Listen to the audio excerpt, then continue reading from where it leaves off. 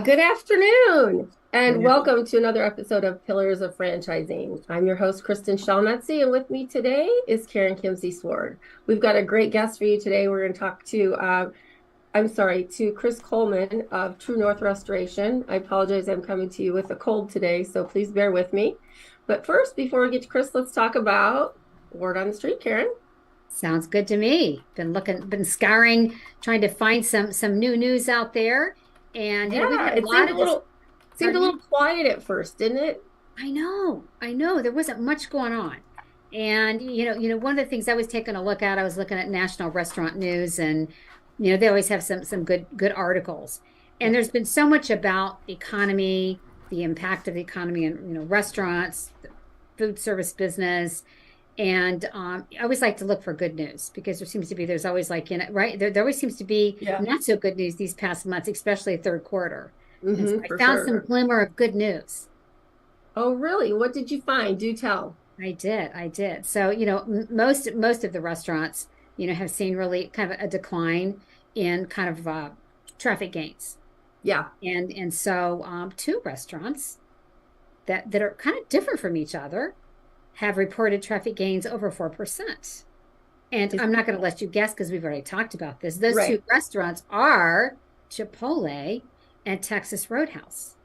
And And I is just thought that was an odd combination, isn't it? yeah, totally. Because you and I agreed, like, well, I go to both, you don't necessarily go to both. And so we tried to figure out between the two of us, what are some of the things that they're doing differently? Exactly. And so I loved it because the article, one of the things I thought was interesting is they always say when if there's like a recession, when they talked about like 2008 and 9, and Yep. even now, a lot of restaurants start focusing on like value meals, discounts, coupons. And Yep. what's interesting is these two restaurants or these two groups, they don't focus on that. And they No, really they take a look at don't. the value a different way. Yeah. And what's interesting about that is that I can't say that their prices have not gone up and their portions have gotten smaller because I have noticed that. I Me mean, too. there's a certain one that I always want lettuce in my bowl, and I have to ask like three times, can you please like take out the rice and just put in the lettuce, right? And so that's just my own little pet peeve. But part of what we saw in this article going forward was a lot of the engagement for one of the brands with digital, right? Yes. Yes. If you think about Chipotle, and I am a frequent visitor to Chipotle, it's right across the Hmm. street from where I work. And I will tell you, it's not only very convenient, it's fast. And one of the key things, and this is where they really get because I think one of their key audiences, I was taking a look at this, it is like 18 to 24. And I'm not in that age range, I will tell you. Yeah. And so it's the mobile because you could literally pay, you can place your mobile order, and the interesting thing is not that you could just place it. When you go in, they have special staff working on it.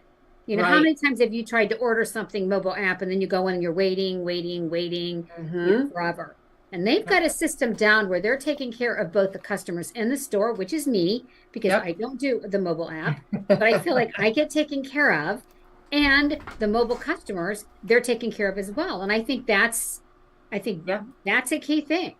Don't you feel that that is one of the things that during COVID positioned some of these companies who embraced it to really help move forward? Because their biggest segment really of of dining out for everybody right now, they're saying is Generation Z. 73% of Gen Z are heavy restaurant users, which is Yes, crazy. I mean, I am too because I'm lazy. I don't like to cook, but me too. even they're finding ways to cut back, right? And so I think that as we talked about all these mobile apps and things, you know, if you could go up and like at McDonald's, I go and they go, "Are you using your mobile app today?" And I always fall for it because I think it's a real person. It's just a recording. Yeah, Kills me every time. yeah, I start talking to them and then they're like, "Oh, I'm sorry, can I help you?" I'm like, "Damn, they got me again." exactly. And I know it's happening, right? But what for me, I'm getting kind of mad because I love that if I gave them my mobile code, I would get my iced tea for $1. Well, now they got rid of that option. So now it doesn't matter where I go. Today was to Portillo's. I'm not getting $1 iced tea at McDonald's anymore. So I get a little chapped when they make these offers, they have these promos, and they get rid of them. Right. But most people aren't like me. They're not impatient. Most people love that stuff. And what we had talked about, which I think is crazy, is that that's not at all what Texas Roadhouse's model is. No, I mean, they don't, again, if you take a look at their audience, because I was looking that up, Mm-hmm. Kristin, you don't fall there, but it's over like I think 64 or something like that. It's more of the more seasoned people.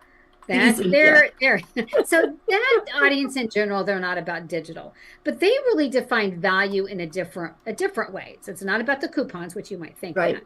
Mm-hmm. So it's more about the whole different business model of service. They Right. talk about legendary service, They sure do. and they're all about priding themselves on food quality, friendly service, guest satisfaction. And Well, and that's what's made them stand out. I will say, in terms of speed to get my food and the level of service, I like to sit at the bar because there's a lot going on. I can watch the TVs, listen to the music, and watch the funny videos and stuff all at the same time because the ADHD is just fed perfectly in that environment, right? But I'll just order. Next thing you know, there's somebody coming up behind me with my food, and I'm like, whoa, already? Like, I didn't get my taste buds ready. It's really fast. They're all really friendly. And the best part about it is when somebody has a birthday, they get to sit on the saddle. Have you There you seen that? go. Have you got to do that, Karen? Because I know you don't go there, but I think I've never been, yeah. but I will tell you now, reading this, and now the saddle just sent me over the edge. I'm gonna have to go. Just got. I was thinking Ray and I are going to take you there for your next birthday. We're going to take you there in his big old Suburban. We're going to get you on the saddle. I love it. Video over the whole thing. Yeah. So, but if you think about this, that is, I think even, whether it's Chipotle, whether it's Texas Roadhouse, it is about, don't you think, really trying to hone in on what's important to people. Yes. And I think some of these brands don't do that. Yeah. And then they're cutting people. The food's not that good and it's overpriced. And then they're wondering why they're not doing as well. I'm not saying everybody, but I really applaud these two brands for really focusing on kind of thinking about value in a different way and then just driving that value home to the customers. Well, and the one value I'll end with this is that one thing I really like about going to Texas Roadhouse is they all have those shirts that say, I love my job. Now, okay, they're forced to pay to wear that, I'm sure, but it really does make you think oh, wow, I wonder how much they really like it. And my kids have friends who work at Chipotle. They love it, not just for the free food, but again, that's about getting your staff, getting them involved, whether it's through feeding them when they're working, whether it's through these fun shirts and they get to sing and hoop and holler and be crazy all day. I mean, that's building that environment where people want to be. And when the employees are having fun, the employees are nice, the consumers want to be there too. Absolutely. So, well, hats off to consumers. Jeez Louise. I told you I'm sick. To Chipotle and to one of those days. And to Texas Roadhouse. If I had a cowboy hat, I'd tip it to you. But great job, and hopefully the best of luck for strong fourth quarter sales as well. Absolutely. We'll be right back with Chris Coleman and True North Restoration after this. Hey, franchise owners. How's your local marketing? Do you feel like you could use some help keeping up with your social media posts and comments and reviews? Do you wonder if you could be doing more to attract local customers? Are you able to identify new move-ins to your local area? At Westvine, we help franchisees like you reach more local customers through digital marketing. With daily monitoring, creative content, and ad placement, and customer data intelligence, we'll get your business in front of the people who want your products or services. We also work with franchisors who need an agency to handle the digital marketing for all of their locations. If you're ready to reach more local customers, give us a call at 805-265-5440 or visit us at westvine.com. That's 805-265-5440 or westvine with a y.com. And welcome back to another episode of Pillars of Franchising. And as promised, today we bring you Chris Coleman, who's not only the CEO, but the founder of True North Restoration. And I have to tell you, Chris, I love talking to founders because there's something bigger that drives you. Not that all CEOs don't have something that drive you, but when you found a company and you go into franchising it, there's like this overwhelming passion that tends to spill out from your pores. Tell us who you are, how you got here, and all about that crazy passion you have. Yeah, well, thanks so much for having me. It's an honor to be on the show here. Just real quick, I went through when you invited me to be on. I went back and looked at some of the people that you've had on this podcast in the past and thought, oh my goodness, this is an amazing company. What did I do to deserve this invitation? So some of the people that I'll honestly say that I learned a lot about franchising from the people that you've interviewed before here. So again, thanks for having me. And quick correction, I'm not the CEO, I'm the CFO, Chief Franchise Officer, but yes, one of the co-founders of True North Restoration. You almost gave me a raise here real quick. Well, you are the founder, so really, I mean, you should be the guy making the money, right? So yeah, we've got some amazing people, and there certainly is more than me that founded this company. But yeah, it's great to be with you, and an honor to share a little bit more about True North with you. That's awesome. So Karen and I were talking about your brand as well, of course, before the interview, about what a big market you have. Well, let's before I get into that, I've skipped right past it. How did you come about with True North, and what really drove you to franchise a model like this? Yeah, so I probably got a little bit of an interesting background when it comes to, being a franchise founder, because for 12 years, I was actually a franchise consultant / broker, whatever term you want to use there. Mm-hmm. So I had what I thought was a really unique perspective, because franchisors would come to the conferences and all the events that I would be at. And it was almost like they were lobbyists and saying, "Hey, this is why you pitch me to your clients." Yes. So I got to see like the really, really good stuff, and I got to see some of the ugly stuff in franchising. Yeah. And for many years that I was with the FranNet organization, uh-huh. And I even had the opportunity to be on their inventory committee. So when a young franchisor was wanting to grow and leverage broker networks, we would get a first crack at them and give them a thumbs up or a thumbs down if they were a fit for broker groups. So yeah, I got to see a lot of different things, and the time just came around when a dear friend of mine, Jay Peters, he had started this company years back in the 80s, at 1985. But we took what he had started, hadn't fully developed into a franchise model, and took my experience in franchising and a couple other business partners, Justin and Raymond Donat, their brothers out of Colorado, and they have a strong restoration background. And Jay said, "Hey, I've got some guys that I've trained in this space. Kind of some of them are doing restoration, some of them were doing carpet cleaning. So we kind of we flipped their model, we flipped their name, we made them become franchisee. We didn't make them; they joined us, obviously. We made them sign, all the paperwork, obviously, but they joined us. It was 6 people, 6 existing businesses were our first 6 franchisees, and they all signed with us over a course of about 6 months. Wow. So we had a quick little ramp up, and so that's kind of the 30,000 foot view of how True North got started. Okay, cool. Yeah, I love it because, especially when you had all this background. And so that means you must be really bullish on franchising. Very, yeah. Right? I grew up in franchising. My dad and uncle, you were talking about food. My dad and uncle owned several pizza franchises growing up. Okay. Yeah. And so my first exposure into franchising was a busboy, an unpaid busboy, I think, actually. Yeah. So I got to play pole position in my dad's restaurant. That was my pay, or the Bear Claw. They opened it up for me at the end of the night. So that's awesome. Yeah, it's funny. Oh, go ahead, Kristin. Go ahead. I bet you're going to ask the same question I am. I'll go ahead. Then, talking about, right? It was about exactly. We were talking about. So you've entered this industry, and this industry has so many big players in it, and that's got to be pretty daunting. So how do you differentiate yourself from others? Well, the thing that is amazing about franchising, and with you guys on the call here, you know this just as well as anybody. Franchising, you have competitors, but you don't at the same time, because franchising, the industry is just, how can I help you? Now, to some extent, there's a little bit of, love you with the elbows out, but there's, it's really interesting. Even some of our competitors, when I went to them because I knew a lot of our competitors, because I had shown their brands as a consultant over the years. I helped put people into restoration franchises. So yes, I was bullish on the industry.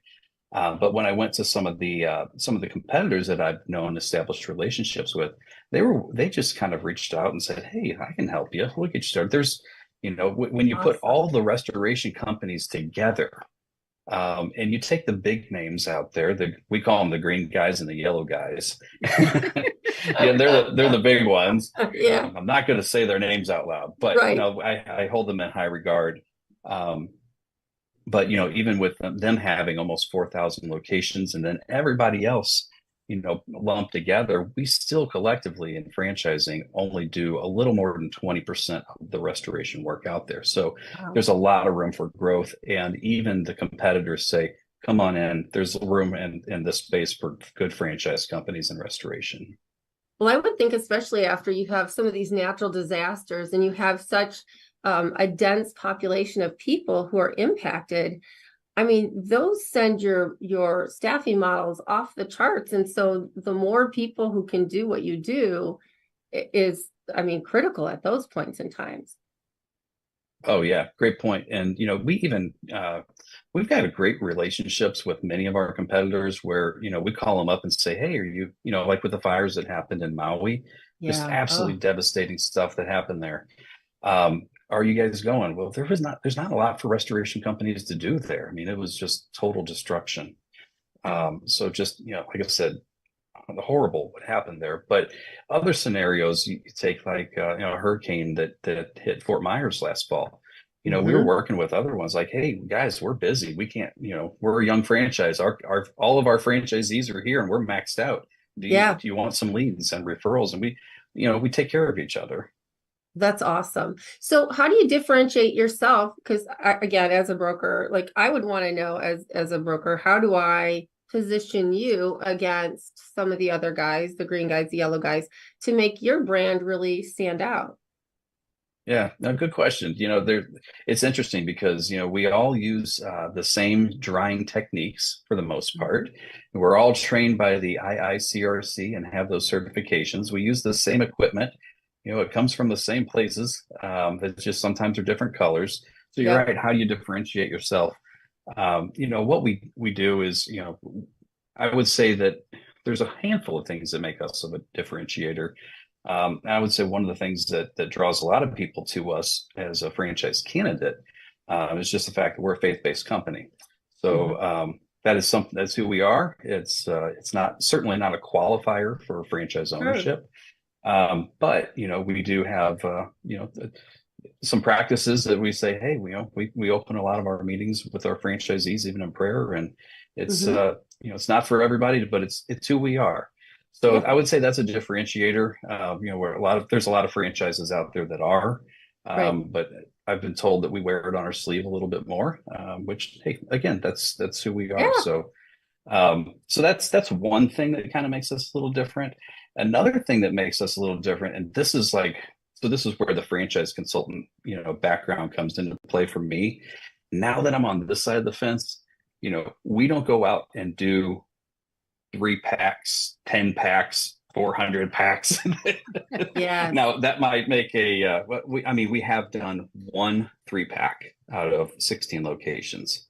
And that was for a extremely high qualified, person that just it was ready to sink a lot of money into it, hire a lot of people. Right. But we try to really focus on single territory development. I forget who. I think I was talking to a franchise attorney, probably 10 years ago or so, and I heard a stat on, the number of sold but not open franchises that are out there. And I know the SBNO, right? Yeah, that's yeah. What are the state regulators looking for this year? Exactly.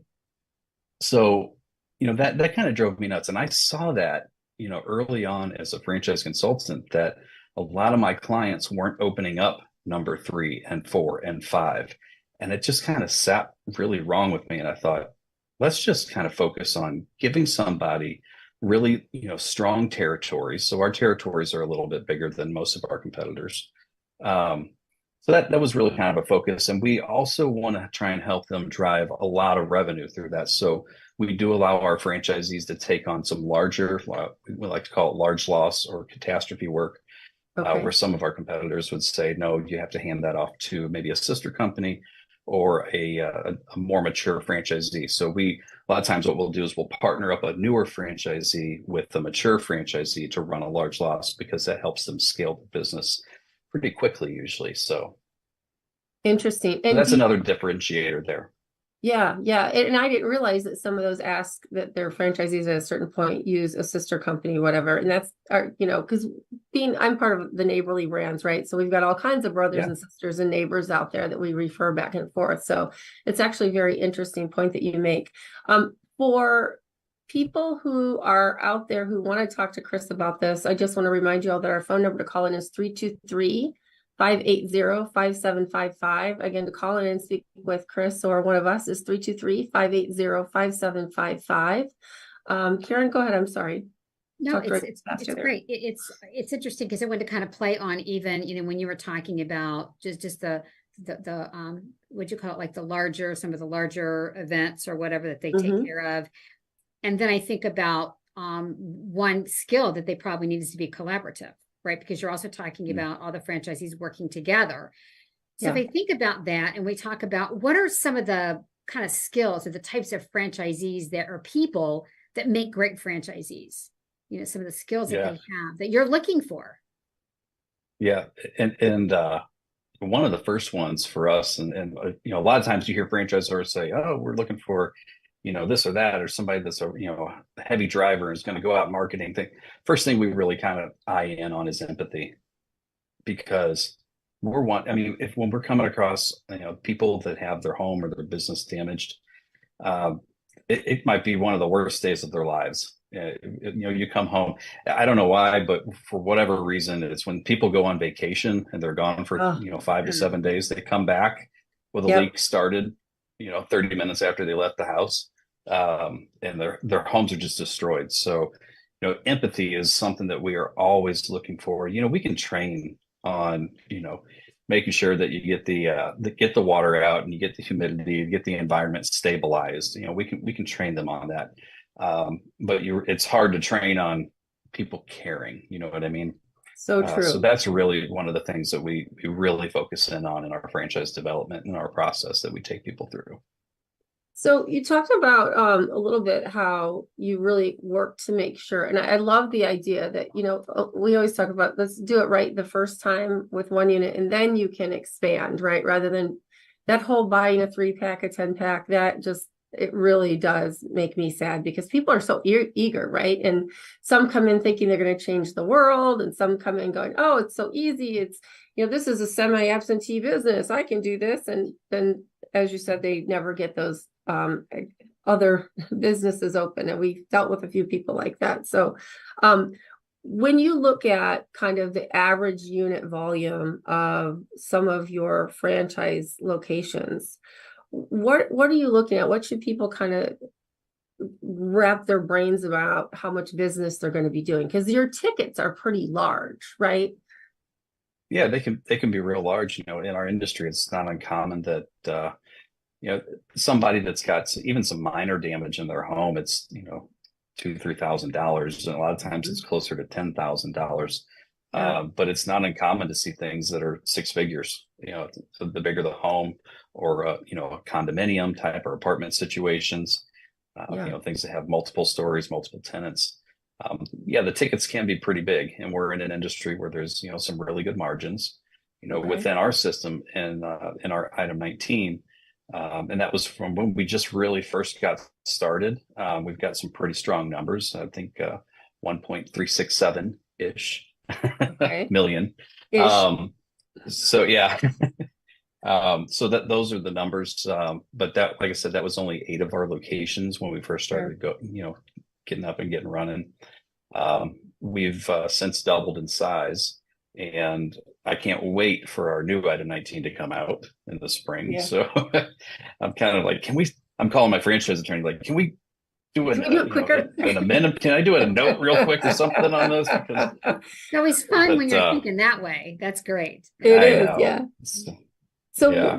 Can you tell us a little bit, anything that's disclosed in the FDD where people are like, this sounds really good, I'd love to do it, great unit sales, but what can I actually make off of it? Yeah. So, well, we don't have any nets in that. So I'm almost, I've been coached by my attorney, not to say. But your gross margins are around. Yeah. No, gross and net, I think it's fairly safe to say you can even go out and Google this and find it, or chat GPT it. I don't know what the verb will be there in 5 years from now. Google yesterday. But, it's pretty common in our industry that a business can net 20-25% if they run a clean business. That's good, because a lot of people, they think about, not only do they have the money to invest, which will be our next cue for the question, but sure. do they have enough money to invest? Do they have enough money to survive until they're at break even, right? And then really, what kind of income should they expect to replace if they're giving up their corporate job or, some other job to buy into this? So I think it's always really important to have those honest conversations. So people say, well, in some of these industries, you invest, $100,000, and for the first 3 years, you might make $25,000. Well, that's a bad deal, when you're giving up an $80,000 a year job. So, So in a roundabout way, I appreciate you answering that so that we could kind of get to that point. So can you tell us, what does somebody need to have to invest in a True North restoration? Yeah. So we put together an $80,000 liquidity requirement and a $250,000 net worth requirement. Now those are pretty low numbers when you look at. And I've worked with thousands of people over the course of the last 15 years that have been interested in buying a franchise as a consultant. So I know that there's a lot of people out there that's like, hey, that's a fairly low bar, but it's not for everybody. So what we do, and we tend to be an equipment heavy business. We don't have tons of employees and high payrolls, things like that. We don't have retail locations, so it's a fairly low investment. Overall, I like to block things off. We're a $100,000 to $200,000 investment roughly. Our item 19 will show under, or our investment shows under. It's like, I think it's actually 93 to 187. Yeah. But in reality, somebody's probably going to get into this type of a business and spend 125, 150 to get going. Yeah. I think one of the other things that really attracted me to this industry is that you can start really, really lean with a small location, even a small equipment package, and the jobs, as you land a job, you can say, okay, I don't have enough. I'm going to say yes to the job. And I know that I can have, the 6 dehumidifiers that I need, within 24, 48 hours from a supplier. And we put all those things in place and have negotiated rates for our franchisees to be able to scale up very quickly. That's awesome. And even from a large law standpoint, if they need to scale up, we have some national relationships on the temporary staffing as well. So able to, how long does it take to get someone then to get their business to break even? Because you're talking they scale up fast. What would that length of time be? Yeah, we've had franchisees do it in month 1. Wow. So yeah, so average though, right? Right. It's always good average. to throw the Hail Mary and show the catch in slow motion. Like, that's great. But no, it's on average, I think you can see in the industry, again, it's not in our item 19, but it's very common if you just do some simple search online, that if you run real lean business to get started, and that's what we coach our franchisees to do, you can break even in 3 to 6 months, Wow, that's awesome. So again, kind of coming back to some of the higher margins, the higher tickets that we run, and like I said, a low labor model, and the ability to scale real quickly. And like I said, we're not collecting on a lot of franchise fees. We're actually saying, save that money, use it for marketing. Save that money, use it for equipment or something else. That's awesome. Really, I'm interested. So start thinking about this, because you said that they don't need many employees, and they don't, so then are they truly a franchisee that is working in the business? I mean, they're the ones then that are there on, on location, kind of doing some of the work? Or kind of tell me, how does that work? Because, some franchisees will say, as Kristin said, they just want to be kind of absent. This isn't obviously this isn't a type of franchise like that, but are they the ones that are on call 24/7? Are they the ones that are there? Yeah, no, good question. And I would even say, is there actually a single semi-absentee franchise out there? Okay, yes, we agree with that. I know. We agree. I used to teach a class in St. Louis at one of the local colleges, in partnership with the SBA and SBDC in that market, and it was about semi-absentee franchising. And I challenged that, because franchisors have gotten very, very loose with that term. I would say in the last 5 to 10 years. We do agree. Even more so, I'd say the last 5 years. Yeah. Yeah. I mean, that's their marketing, right? Yeah, they are. They're selling, and that's, it's good to grow, but do it ethically too. So, Karen, you asked a question, and I went down a rabbit hole, and that's okay. That's okay. Remind me your question again, because we're always trying to figure that out too. Because people talk about that, and then how you were describing this, I'm like, no, this is somebody that really. Oh yeah, the owner's role in the business. Yes. Yeah. So, we do have the ability, a little bit of a hybrid option. So some of our franchisees will want to, just kind of be in the trenches. And let's be honest, we're not in a glamorous business. When pipes back up and basements fill up, and it's not glorious until you get paid. But so a lot of people that are have been high up in the food chain and the C-suite, they might not find what we do very appetizing. But we do want them to really have an understanding of what the business is like, but we want to get them out, if they do go into that, as a little bit more hands-on in the beginning with just 2 or 3 employees. We want to get them out of that role pretty quickly and help them, I know it's cliche to say it, but work on the business, not in it. Yep. But that's really what we want them to do. Mm-hmm. But we do have the ability to help somebody who is, maybe has the ability financially to come in, hire a general manager, hire some marketers, hire project managers, lead technicians, things like that. They want to scale that. And we've got one franchise location that we're doing that with right now as well. But that gives them the ability not to be in the trenches, not to be there answering the phone 24/7. But like I said, this is a business that can scale pretty quickly. So, our goal is to get them out of that role. Well, 17 years ago, when I chose my cleaning toilets job, I will say that one of the businesses that my broker pitched me was restoration. And I had come out of the home improvement industry. People were freaking out because they're having a kitchen remodel that didn't finish on time, right? And, companies coming, and I was like, oh my gosh, kind of traumatized. So when she talked about restoration, I thought, oh my gosh, I can't go into this situation where people are like freaking out on me 24/7, because these disasters are really, devastating, right? Totally different than your countertops aren't in. You have to put that in perspective for people. But one of the other restoration companies we talked about, I had told him my opinion, and he was like, yeah, but that's not how people see you when you arrive after a disaster. Can you tell me a little bit about what that's like when your team arrives to a home after they've had a disaster? What's that interaction like? Yeah, when you think about it, it's their castle has been invaded. It's been damaged. Their life is in disarray. Down to, are we going to be able to make dance class or baseball practice on time? Because, it's like everything is just, bees are buzzing. Yeah. And so that's where, it's kind of to come back to the empathy thing in our process. And we're looking for that.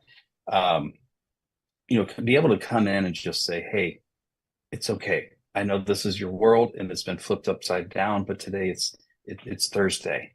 It's Thursday for us. This And is we're what we here to do. help you, right? We got your back. If they're comfortable, we'll put our hand on their shoulder. We'll say, hey, it's okay. We got this. It's going to be just fine. And just to comfort them in that. But, I would say there's a piece of this business that is very much counseling.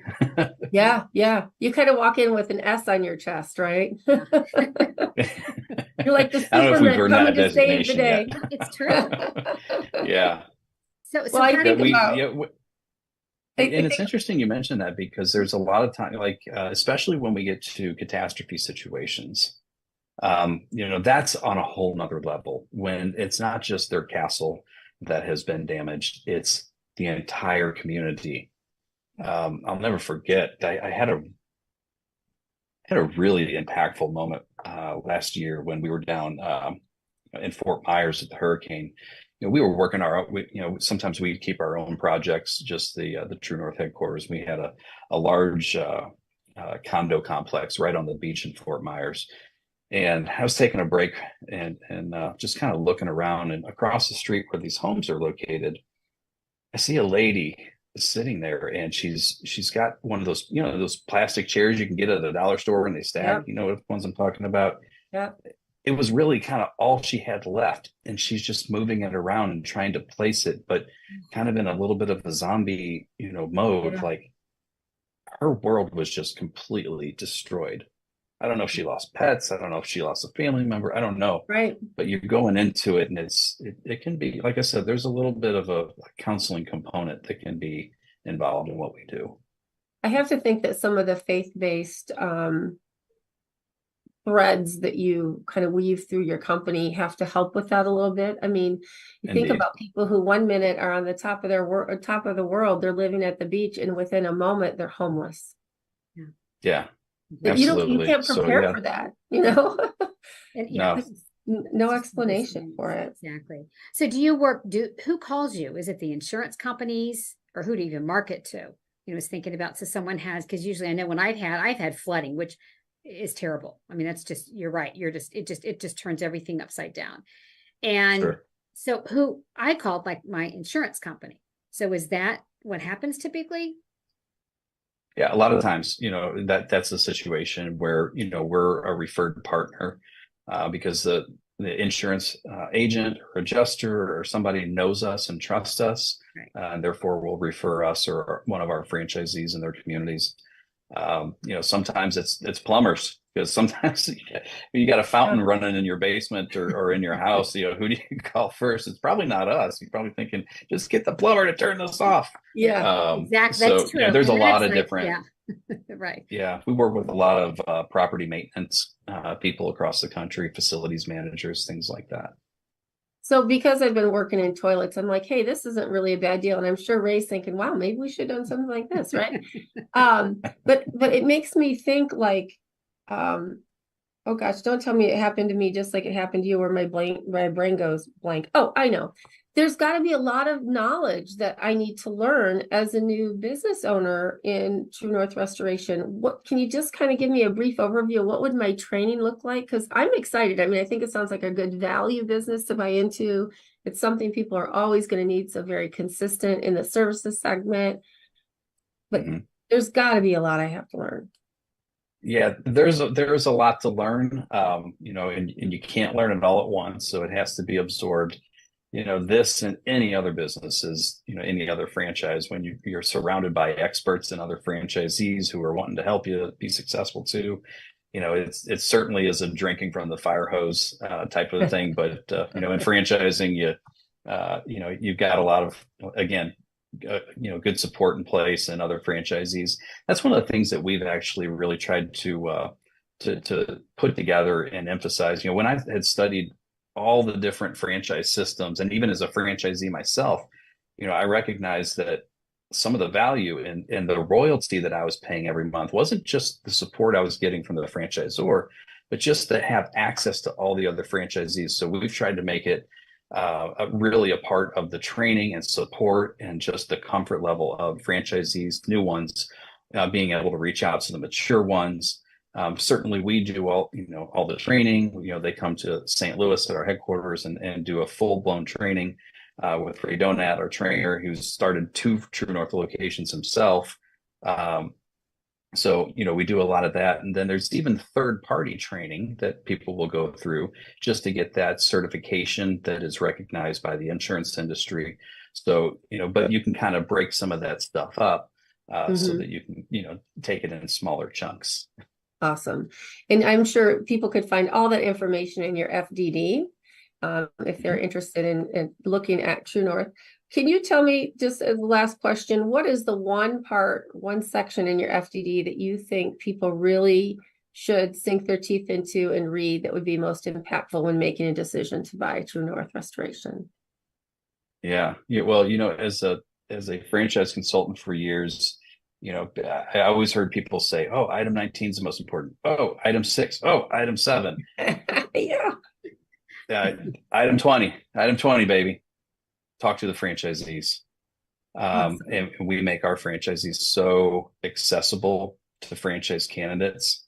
And our franchisees are excited to talk and they share. We have, structured calls where they can talk about a bunch of things. They have one-on-one calls where they talk about everything, especially financials. But item 20 in ours, we have, I'm just proud of our franchisees, obviously, and I'm gonna sing their praises all day long because they are True North. We get to, have the logo. Hold on, reverse over here. We get to have the logo and we get to market. We get to do fun stuff like this. But at the end of the day, True North is our franchisees. I love it. Wow, that is so awesome. I've got little chills because really there's not a lot of founders who will say, you know what, we are successful because of the franchisees. I've heard people say, oh, if you're a founder, be prepared because your franchisees will never work as hard as you do. And I'm thinking, really? I don't know. I work pretty hard. So I think that's great. I think that really speaks volumes about you and the company that you and your partners have built. And I want to thank you so much for being on today. If people want to chat with you or your fabulous friend, Stephanie Ryan, who I love, how do they get in touch with you? Yeah, absolutely. So easiest way is just to, go truenorth.com. So go True North, baby. Yeah, but yeah, right. Stephanie is on the leading edge of, talking to all of our candidates. She is absolutely amazing. She's just fantastic. And she doesn't sell. She just teaches and she says, hey, we're all big boys and girls and you can decide if we're a fit or not. So well, you nailed that right on the mark. I love the culture. I love the culture that you've built. Yeah. And, thank you. Just some of the values you've brought into it. That's wonderful. Yeah. We wish you all the best. And, hopefully in 2024 will be a great year for you. And towards the end of next year, we'll be having you on again to talk about how you've catapulted past your goals for the upcoming year. I'd love to give you that update. Awesome. Thanks so much for joining us, Chris. We'll be right back. Thank you very much. We'll be right back with Ray Pillar after this. 50 graduates resulting in 7 new franchisees owning 8 franchise brands, more than a dozen skilled graduates who are employees of franchise companies, all of them having earned a concentration in franchising exclusively granted by the Titus Center at Palm Beach Atlantic University, plus more than 80 franchise professionals on our advisory board. The Titus Center for Franchising is on fire in West Palm Beach, Florida. What do you need to join us? My students want to hear from you. They may even want to buy your franchise or work for your company. TitusCenter.com. And there was our good friend, Mr. Dr. John Hayes. Can I say Mr. Doctor? I think it's just Dr. John Hayes, right, Ray? I think so. Hey, welcome back. We haven't seen or heard from you in I know. And it's great to be back. I think the meeting that we had yesterday at JL's office was fantastic. It was great to see all the wonderful franchise owners there, including a new fella that came on board recently. Yeah. And, one of the things that I want to talk about is I was under the impression when I was looking at a franchise 20 years ago that it was kind of cutthroat. And it's what I've learned is not. It's absolutely the opposite. I mean, we all help each other out, even different brands. For sure. it's amazing because we're all entrepreneurs and business owners, and our goal is, of course, is to make money, and that's what it's all about. Well, not quite, but No. I want to make sure I clarify for people who are like, what in the heck's he talking about? JL's office and a new owner. So one of the things that Chris had referenced, our company tends to do really well as well. And that is building teamwork and camaraderie. And what Ray was referencing that we had yesterday was a co-op meeting of all the Chicago Molly Maid owners. And so we come together quarterly to talk about, local marketing strategies and any issues that are going on with staffing and all kinds of different stuff, whether it would be, yesterday we talked about insurance and how to leverage our group to get better rates and chemical supplies and all of that stuff that your franchisor helps with. Yes. But then as a local market, you can do. So, just wanted to make sure you all understood that is yet another benefit to franchising that you don't have if you're your own business owner. Often you are that cutthroat with the guy with the shop across the street, and in franchising you're all in it together, and I think that makes a big difference. So thanks for pointing that out, Ray. Yeah, absolutely. I know the new owner, Scott, he asked me, what do I need to do? What can you do as a new owner? And I said, well, first of all, watch Pillars. Yeah, for sure. There. And then I said, unequivocally, you can ask any one of us that are in this room right now for help, and they will help you with Yep, absolutely. Yeah, and I don't even have to ask them, will you help them? No, I know everyone will help. Yeah, for sure. So, well, I'm surprised. I thought you would have told him that building his culture and retention were his number one goals, because that's really what you normally say, right? Employee retention is what I want to talk about. And the reason I want to do is because we're celebrating our 20th year this month. Wow. And I walked into the office. I was gone for 6 weeks, and barely talked to anybody in the office. I mean, my crew is fantastic. They run that office as if I was there, but I'm not. So they did a fantastic job. But I walked into the office, and a lot of the employees were there. Ray, it's good to see you. It was fantastic. And a young lady who's been there for 18 years came up to me and gave me a hug and said, it's good to see you. And 18 years of cleaning toilets and really other people's the messes that nobody else at home wants to clean up, and this gal has been there for 18 years. Wow. Yeah, and she loves her job. I know she does. As so many of the employees that we have, and of course, with 40 employees and going through COVID, we had some people leave, but still there's the core that's been there for a long time. And I think it's interesting to watch employees come in and apply for the job, because we post pictures of all the employees all around the room, and they'll walk in and they'll say, oh, I know her. I know her. And she lives a couple of doors down, so it's kind of neat to see that. And we're going to be celebrating, of course, Thanksgiving. We celebrate it with a potluck every year. And then the managers, I'm going to take the managers out this coming week and celebrate our 20-year anniversary. Awesome. Well, and tell me, what do you think contributes to keeping people like her for such a long period of time? What are some of the things that you do to really help retention, or what other people might be able to easily apply?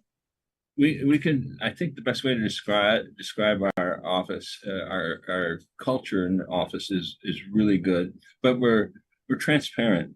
We don't hide anything. There's nothing to hide, And it's funny. I think that any one of the employees knows that they can talk to any one of the managers, including myself. If I'm in, the door is always open. And sometimes some of the employees rather talk to me rather than their direct manager, which is fine. I don't care. But I may ask, did you speak to so and so about this situation? She says, no, I didn't feel comfortable doing that. I want to talk to you. fine. Yeah. Whatever, Yeah. We love it. That's awesome. Well, congratulations on 20 years. I can't believe, I mean, I'm behind you a couple of years, but not far. Yeah, I know. And I want to point out for everybody who, when you hear Ray's been gone for 6 weeks and he hasn't talked to anybody in the office, I don't call that semi-absentee for Ray. That's just semi-retirement, right? Okay. And your exit strategy, as we talk about a lot, and we're going to have someone on here in the next couple of weeks talking about, beginning with the end in mind, and nod to you, Karen, over there, but making sure that when you buy your franchise, you also understand when the time comes to move on, what does that look like? And for you, Ray, you've chosen to integrate your sons into your business to ensure that when you're gone, you've got that baton, and it creates generational wealth. You can pass that baton down and know that the business is safe and secure right as you left it. Yes. And that's not easy to do sometimes, but because you hear of a lot of people who are selling their businesses after 1 or 2 generations down. And then you also hear one that's been coming from New England. When I say coming from off vacation, we were talking to some people who have been in 17 the farms that have been in their family for 17 generations. So tell me about it. I'm watching Yellowstone. I'm hooked, and he just had that conversation. Yeah. So you know what I'm talking about, and so it can happen, but you've got to work at it, just like anything else. Just like keeping your employees, you've got to work at it.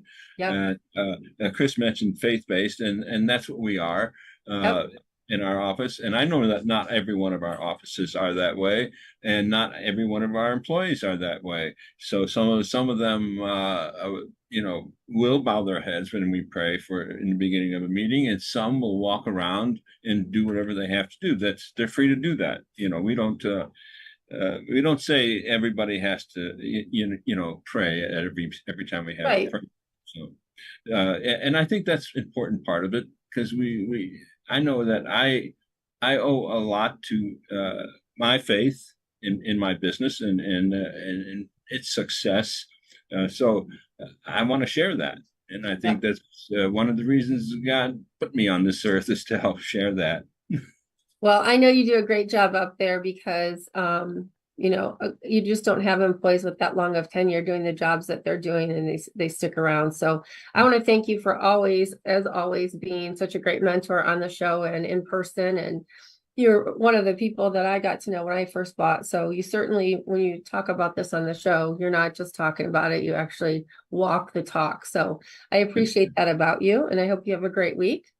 And I think Fred's going to wrap us up here really soon. And there we go. It's wrapped is what that means when it's just me. And I'd like to thank you all for joining us on the show today. Be sure to stay tuned next week as we return with our contributor segments. We've got Jerry Akers, who will be coming back after quite some time on the road working with some emerging brands. He's got some exciting things to talk about on that front, as well as some involvement that he's had with IFA and, of course, Washington, D.C. I'd like to thank all of our Million Dollar mentors who have franchise news and bring it to us every week, from Ray Pillar to Karen Kimsey-Sward, Jerry Akers, and of course, Laura Liss, our franchise lawyer that is on staff and will be back joining us again soon, and all that they do. And a special shout out to Fred McMurray, who without him, this show would not be on over 40 different platforms, beginning on Fridays at 4 p.m. Central Standard Time on YouTube, and beyond then, any channel that you happen to look for podcasts, you will find us. So don't be afraid to take a look and see where you might find us next, from Apple to, help me out, Audible, or any of those others. So I apologize for coming to you sick today, but I hope you have a great week. Thank you again. This has been an episode of Pillars of Franchising.